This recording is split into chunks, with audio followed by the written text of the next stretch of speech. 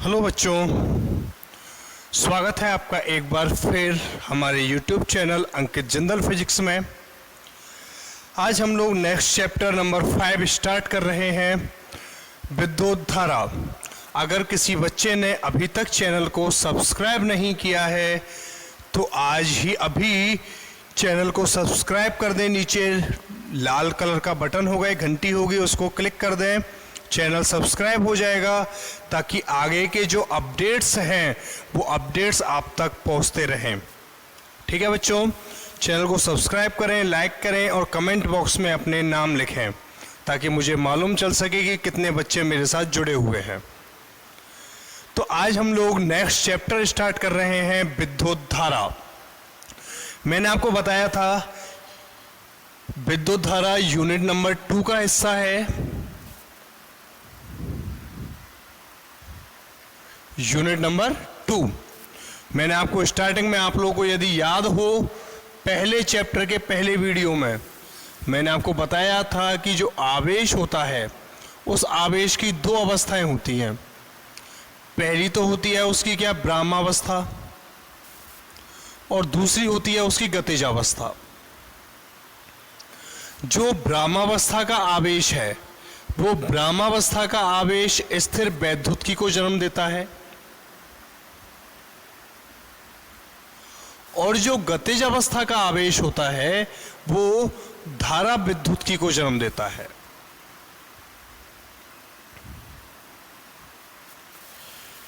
यानी कि जिसमें आवेश का वेग 0 हो वो तो होती है मेरी स्थिर वैद्युतिकी, और जिसमें आवेश के वेग का मान 0 ना हो वो क्या होती है, मेरी धारा विद्युतिकी। ठीक है बच्चों, आगे देखें हम लोग।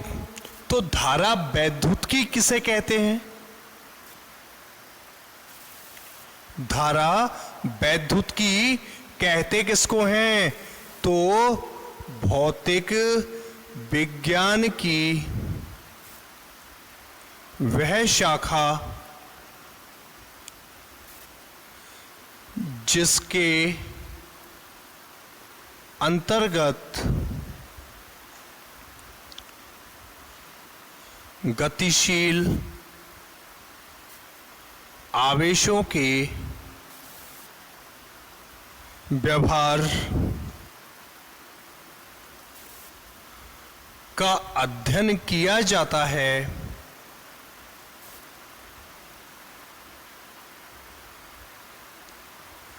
धारा विद्युतिकी,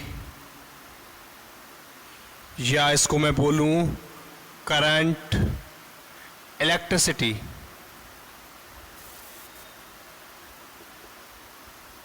कहलाती है।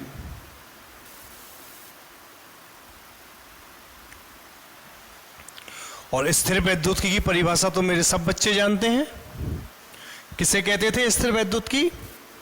भौतिक विज्ञान की वह शाखा जिसके अंतर्गत स्थिर आवेशों से संबंधित या उनके व्यवहार का अध्ययन किया जाता हो उसे कहते थे हम लोग क्या, स्थिर वैद्युतिकी। और धारा विद्युतिकी में क्या परिवर्तन होगा? गतिशील आवेशों का अध्ययन किया जाएगा, आवेशों को गति कराई जाएगी।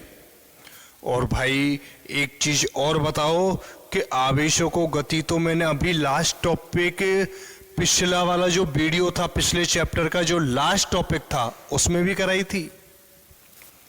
याद है, टॉपिक का नाम ही था आवेशों का पुनर्वितरण एवं ऊर्जा हानि। पढ़ा आप लोगों ने? नहीं पढ़ा? देखा ना वीडियो? तो आप लोग क्या करोगे, इस वीडियो से पहले एक बार तो पहले चैप्टर का पहला वीडियो देखोगे, पहले और दूसरे 2 वीडियो देखोगे बस खाली। ठीक है, उससे आप लोगों को क्या होगा कि जो स्थिर वैद्युतिकी और जो धारा वैद्युतिकी है दोनों में डिफरेंस क्रिएट हो जाएगा। ठीक है, थोड़ा बेसिक ज्यादा बनेगा, आप लोगों को अब मेहनत कम करनी पड़ेगी। हाँ, तो मैं चल रहा था कि जो लास्ट चैप्टर कराया मैंने आपको, लास्ट चैप्टर नंबर 4, तो उस लास्ट चैप्टर नंबर 4 में मैंने आपको लास्ट टॉपिक कराया था वीडियो नंबर 14 में, 14वां जो वीडियो था उसमें बताया था मैंने आपको आवेशों का पुनर्वितरण एवं ऊर्जा हानि। तो आवेश एक गोले से दूसरे गोले पर कब पहुंचे थे? जो आवेश थे मेरे, वो आवेश पहले गोले से यानी गोले ए से गोले बी तक कब पहुंचे? जब दोनों के मध्य क्या था? विभवांतर था। भाई पहले गोले पर मैंने क्या माना था? विभवांतर V1 माना था। दूसरे गोले पर विभवांतर क्या माना था? V2 माना था। माना था नहीं माना था? और उसमें मैंने बताया था कि भाई V1 का मान ज्यादा है किससे? V2 से। तो क्या हुआ? आवेश V1 से किस पे पहुंच गया? V2 पे पहुंच गया। ऐसे तो हुआ था कुछ, क्या नहीं हुआ था? तो मेरा लॉजिक सिर्फ इतना सा है, इस टॉपिक को समझेंगे हम लोग 14वें वीडियो से समझ लिया होगा कि भाई ये जो आवेश है, इस आवेश को गति कराने के लिए, यानी आवेश गति कब करता है? आवेश को गति कैसे करनी होती है, कैसे करता है आवेश गति? तो आवेश को गति कराने के लिए क्या चाहिए मुझे? विभवांतर चाहिए। और विभवांतर को उत्पन्न करने के लिए, विभवांतर उत्पन्न करने के लिए किसकी आवश्यकता होती है? बैटरी की या सेल की? विभवांतर जनरेट किससे होता है? किसके कारण विभवांतर उत्पन्न होता है? बैटरी या सेल? संकेत क्या होता है इसका? संकेत होता है एक बड़ा डंडा, एक छोटा डंडा। बड़ा वाला जो डंडा है ये तो बताता है प्लस को, और जो छोटा वाला डंडा है ये बताता है माइनस को। छोटा वाला डंडा किसको बताता है? माइनस को। और बड़ा वाला डंडा किसको बताता है? प्लस को। तो प्लस वाले टर्मिनल पे विभव का मान क्या होगा? प्लस होगा। और माइनस वाले टर्मिनल पे क्या होगा? माइनस वाले टर्मिनल के कारण विभव माइनस भी होगा, कि नहीं होगा? मान लो मैंने परपथ ऐसे जो बना दिया कुछ, इसको तो जानते हैं ना, क्या होता है? प्रतिरोध होता है। इसके नीचे मैंने एक सेल लगा दिया। सेल को E लिख दूं या फिर B लिख दो। ये माइनस और ये प्लस, ठीक है? तो इस प्लस टर्मिनल के कारण, इधर वाला जो ये प्लस टर्मिनल है, इसके कारण इस प्रतिरोध के इस सिरे पर कैसा विभव जनरेट हो गया? प्लस बी हो गया ना? यहां पे प्लस बी होगा, यहां पे भी प्लस बी होगा इस वाले टर्मिनल पे। और इस वाले टर्मिनल पे इस माइनस के कारण कौन सा विभव आएगा? माइनस भी आएगा। आएगा कि नहीं आएगा? अब इस बैटरी से होके क्या प्रवाहित होंगे? आवेश। तो आवेश प्रवाह कैसे होता है? आवेश का प्रवाह होता है सदैव कैसे? उच्च विभव से निम्न विभव की ओर। होता है कि नहीं होता? पढ़ रखा है पहले चैप्टर में। उच्च विभव से निम्न विभव की ओर। तो यहां पे उच्च विभव कौन है? उच्च विभव है मेरा क्या? Plus B. और निम्न विभव कौन है? Minus B. तो आवेश कैसे जाएगा? आवेश कैसे जाएगा? उच्च विभव से निम्न विभव की ओर, इस डायरेक्शन में जाएगा कि नहीं जाएगा? चला गया। तो यही तो मैं समझाने का प्रयास कर रहा हूं कि विभवांतर उत्पन्न कौन करता है? विभवांतर उत्पन्न करती है कौन? बैटरी या सेल। तो बैटरी या सेल की परिभाषा क्या हो जाएगी? बैटरी या सेल की परिभाषा होगी मेरी कि एक ऐसा उपकरण या ऐसी युक्ति जिसके माध्यम से हम विभवांतर उत्पन्न करते हैं। एक ऐसी युक्ति जिसके माध्यम से विभवांतर उत्पन्न किया जाता हो उसे हम लोग क्या कह देते हैं, सेल या बैटरी। और इसको व्यक्त करते हैं किससे, या तो बी से या फिर ई से, या तो वी से व्यक्त करते हैं या कैपिटल ई से व्यक्त करते हैं। ठीक है बच्चों, यहां तक कोई प्रॉब्लम नहीं। अब तक मैंने आपको कितनी परिभाषाएं बताई, 2। कौन कौन सी, एक तो बताई मैंने धारा विद्युत की। तो धारा विद्युत की किसे कहते हैं, जिसमें आवेशों की गतिशील अवस्था का अध्ययन किया जाता है या गतिशील आवेशों के व्यवहार का अध्ययन किया जाता है। और दूसरी मैंने परिभाषा बताई है आपको किसकी, बैटरी की।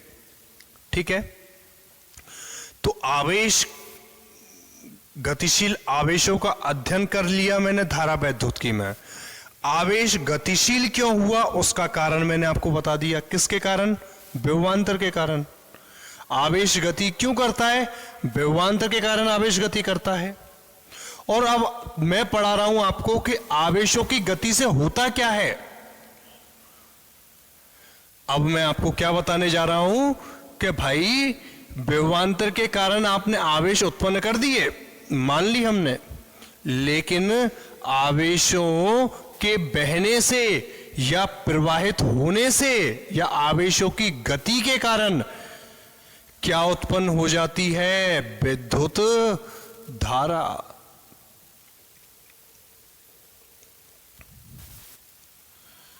विद्युत धारा कैसे उत्पन्न होती है, जब, देखो अब तक मैं वही चीजें बोल रहा हूं जितनी मैं बोल चुका हूं।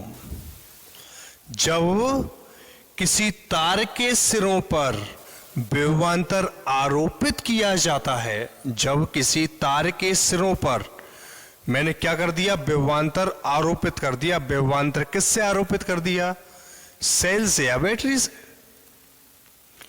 तो किसी तार के सिरों पर जब विभवांतर आरोपित किया जाता है तब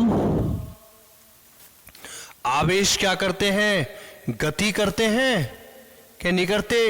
और आवेश जब गति करते हैं तो एकांक समय में प्रवाहित होने वाले आवेशों की मात्रा, एकांक समय में प्रवाहित होने वाले आवेशों की मात्रा क्या कहलाती है, विद्युत धारा। क्या कहलाती है, विद्युत धारा, जिसको व्यक्त करते हैं किससे, कैपिटल आई से। विद्युत धारा को किससे व्यक्त किया जाता है, कैपिटल ऑफ आई से। और कैपिटल आई बराबर क्या हो गया मेरा, Q बटे टी। यानी एकांक समय में प्रवाहित होने वाले आवेशों की मात्रा सदैव क्या कहलाती है, विद्युत धारा कहलाती है, कहलाती है। और एक और तरीका बताऊं मैं आपको, देखो मान लिया मैंने एक बॉक्स है, इसको और समझाता हूं थोड़ा सा, आगे भी टॉपिक में काम आएगा ये, इसलिए मैं इसका कॉन्सेप्ट अभी बना देता हूं आपको। एक बॉक्स है और इस बॉक्स में बहुत सारे इलेक्ट्रॉन रखे हैं।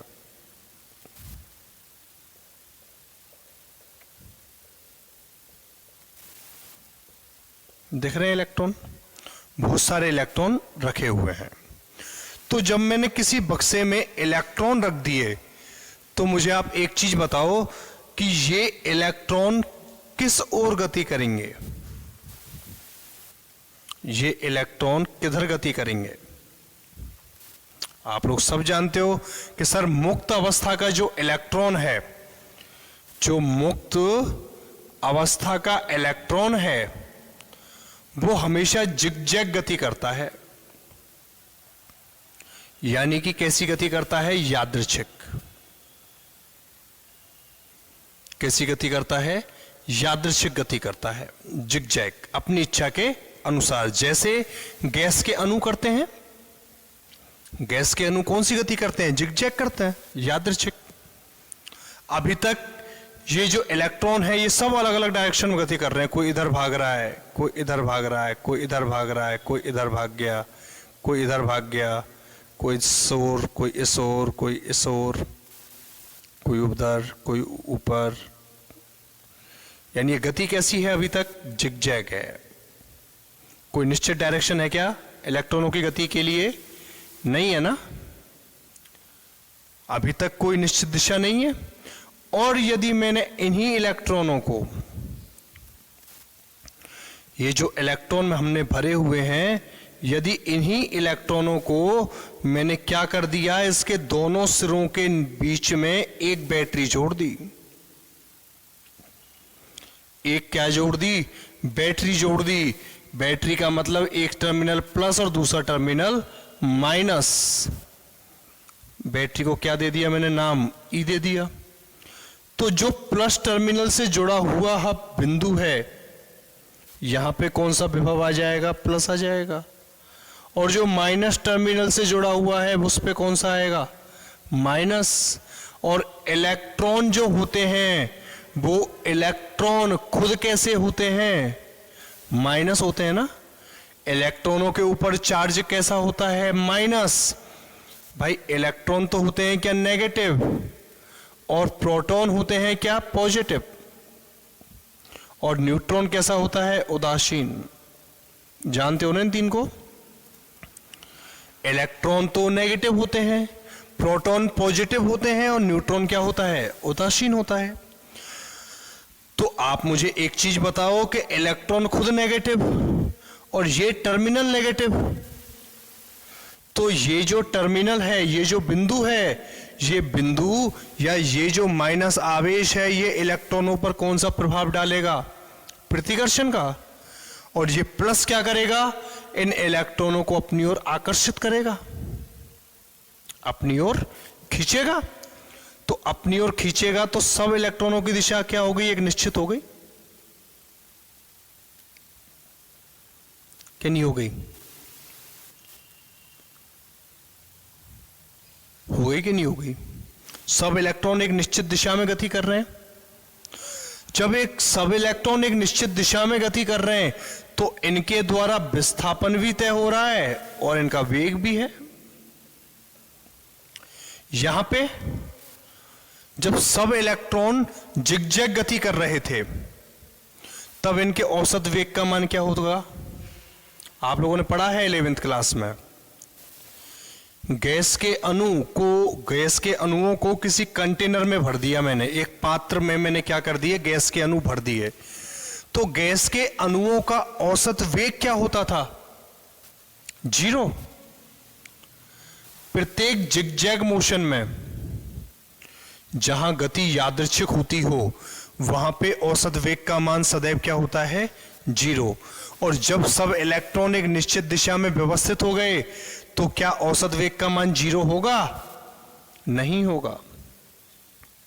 यह औसत का साइन है, इसको ऐसे लगा दूं या फिर V एवरेज कर दूं, नॉट इक्वल टू क्या होगा? 0। तो क्या ये मेरी जो परिभाषा है वो परिभाषा सही है?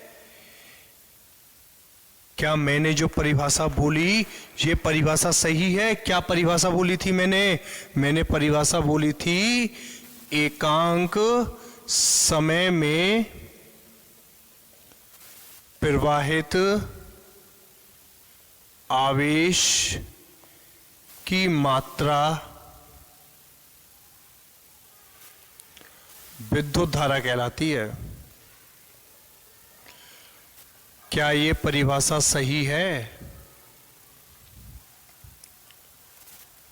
भाई आवेश तो यहां पे भी प्रवाहित हो रहे हैं, गति तो हो रही है, यहां पे भी प्रवाहित हो रहे हैं, तो दोनों में अंतर क्या है? आप लोग समझ गए कि सर अंतर दोनों में एक है क्या? कि जब यादृच्छिक गति होती है, जब कैसी गति होती है? यादृच्छिक, तो उनके औसत वेग का मान 0 होता है। और जब गति एक निश्चित दिशा में होती है तो आवेशों के वेग का मान 0 नहीं होता। तो यहां पे क्या आना चाहिए? यहां पे आना चाहिए प्रवाहित नेट आवेशों की मात्रा। भाई ये तो क्या करेंगे? एक दूसरे के प्रभाव को सब इलेक्ट्रॉन निरस्त कर देंगे। ये इधर की ओर जा रहा है, ये इलेक्ट्रॉन इधर की ओर जा रहा है, तो इसका जो वेग है इसके प्रभाव को इसने निरस्त कर दिया।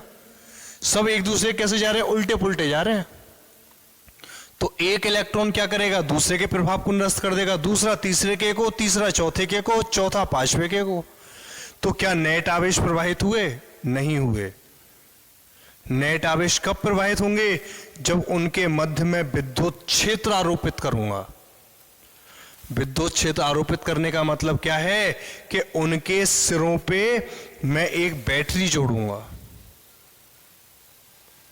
एक बैटरी जोड़ूंगा तो वो बैटरी क्या हो जाएगी, विद्युत क्षेत्र ही तो आरोपित करेगी। विद्युत क्षेत्र में क्या होता है, दो प्लेटें होती हैं, एक प्लस और दूसरी माइनस। वो काम होगा कि नहीं होगा?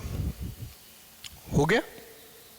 तो मेरे बच्चे समझ गए कि सर विद्युत धारा की परिभाषा क्या हो गई, कि विद्युत धारा की परिभाषा हो गई एकांक समय में प्रवाहित नेट आवेश की मात्रा क्या कहलाती है, विद्युत धारा कहलाती है, ना कि आवेश की मात्रा।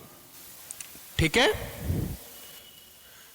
किसे कहते हैं, नेट आवेश की मात्रा, यानी आवेश की कुछ वैल्यू आनी चाहिए निकल के, ऐसा नहीं कि सब कुछ कटपिट के जीरो हो जाए। वहां विद्युत धारा कैसे प्रवाहित होगी? नहीं होगी।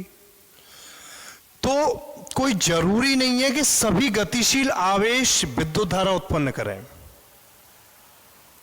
सभी गतिशील आवेश विद्युत धारा उत्पन्न करें, यह कोई आवश्यक नहीं है। एक एग्जाम्पल तो मैंने ये दे दिया आपको। एक मैं आपको बोलूं कि कोई उदासीन परमाणु है, कोई परमाणु है क्या उदासीन, तो उदासीन परमाणु का मतलब क्या है कि जिसमें जितने नंबर ऑफ इलेक्ट्रॉन है उतने ही नंबर ऑफ प्रोटॉन है। जितनी संख्या इलेक्ट्रॉनों की है उतनी ही संख्या किसकी है, प्रोटॉनों की है या नहीं, तभी वो उदासीन बनता है।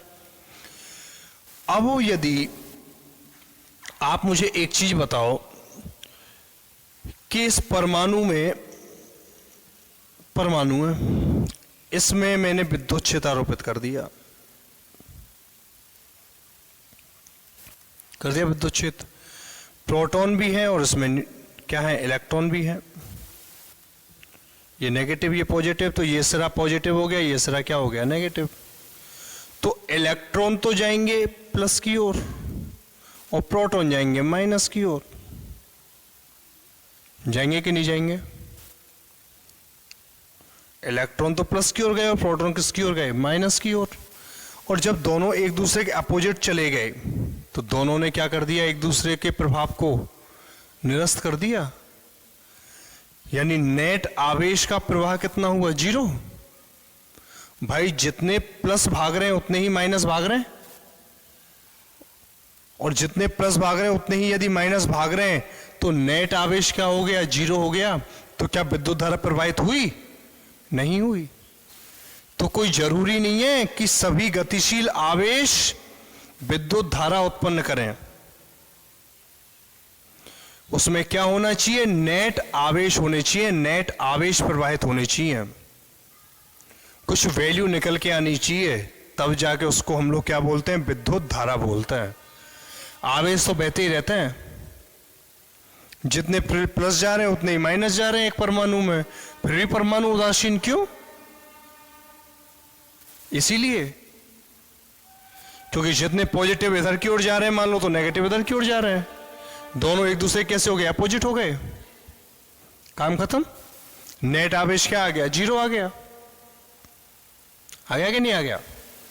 तो विद्युत धारा की परिभाषा क्या बोलेंगे हम आज के बाद मेरे बच्चे, विद्युत धारा की परिभाषा क्या बोलेंगे, एकांक समय में प्रवाहित नेट आवेश की मात्रा क्या कहलाती है, विद्युत धारा कहलाती है। और विद्युत धारा का मात्रक क्या होता है बच्चों? मात्रक होता है इसका कूलाम पर सेकंड, और कूलाम पर सेकंड को हम लोग क्या बोल देते हैं, एम्पियर। क्या बोलते हैं, एम्पियर। कौन सी पद्धति में, एसआई में। और सीजीएस में क्या होता है, सीजीएस में होता है एव एम्पियर या वायट एम्पियर।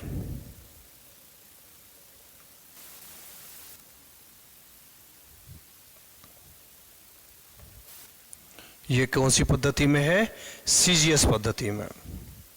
ठीक है। यदि डेल टी समय में डेल क्यू आवेश प्रवाहित हो,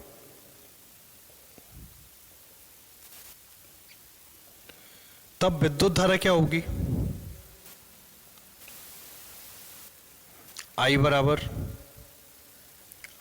हो जाएगी डेल क्यू बटे डेल टी, हो जाएगी नहीं होगी? और यदि डेल टी शून्य की ओर अग्रसर हो, यदि डेल टी शून्य की ओर अग्रसर, ये साइन पहले पढ़ा है 10th में, सॉरी 11th में, ये किसको व्यक्त करता है? अग्रसर होने को। इसमें आगे चले हम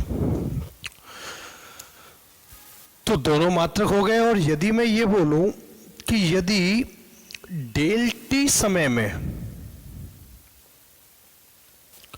डेल क्यू आवेश प्रवाहित हो,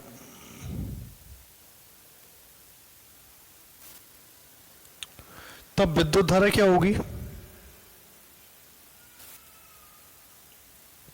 यदि डेल टी समय में डेल क्यू आवेश प्रवाहित हो रहा है तो विद्युत धारा क्या होगी? आई बराबर del Q by del T. I बराबर क्या होता है? क्यू बटे टी। तो यदि समय डेल टी है और आवेश डेल क्यू है तो आई बराबर क्या हो जाएगा? Del Q by del T. ठीक है यहां तक। और यदि समय डेल टी टेंस टू 0 हो, इसको क्या बोलते हैं? टेंस टू, यानी डेल टी जो समय है ये समय शून्य की ओर अग्रसर हो। क्या हो? शून्य की ओर अग्रसर। पहले हम लोग 11th क्लास में पढ़ चुके हैं ना इसको। यदि डेल टी समय शून्य की ओर अग्रसर है तो आई बराबर क्या हो जाएगा?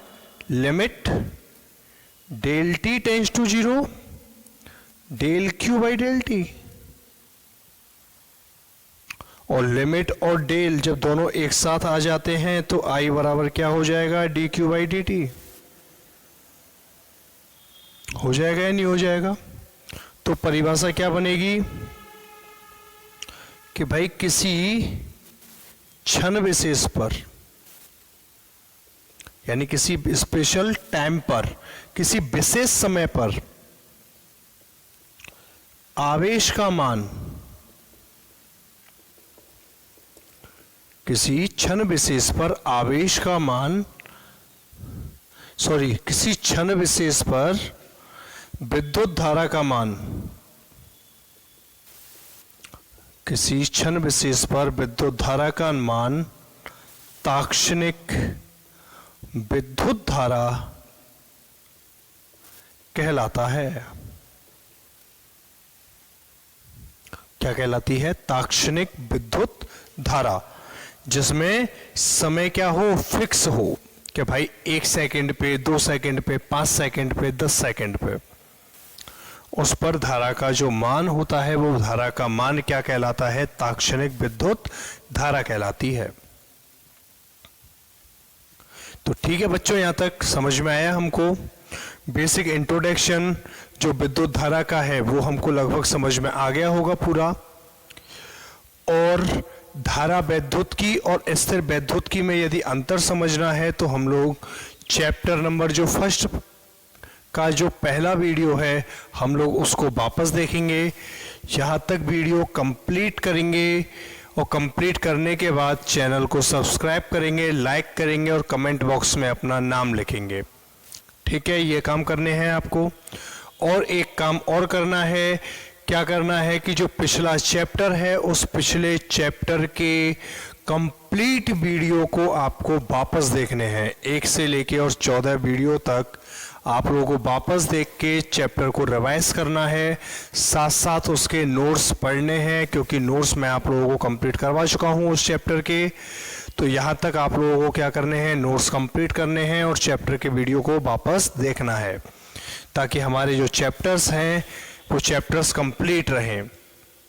यानी 1 से लेके और जो चैप्टर नंबर 5 है, जब तक स्कूल ओपन होंगे तब तक मैं चैप्टर नंबर 5 कंप्लीट करा दूंगा।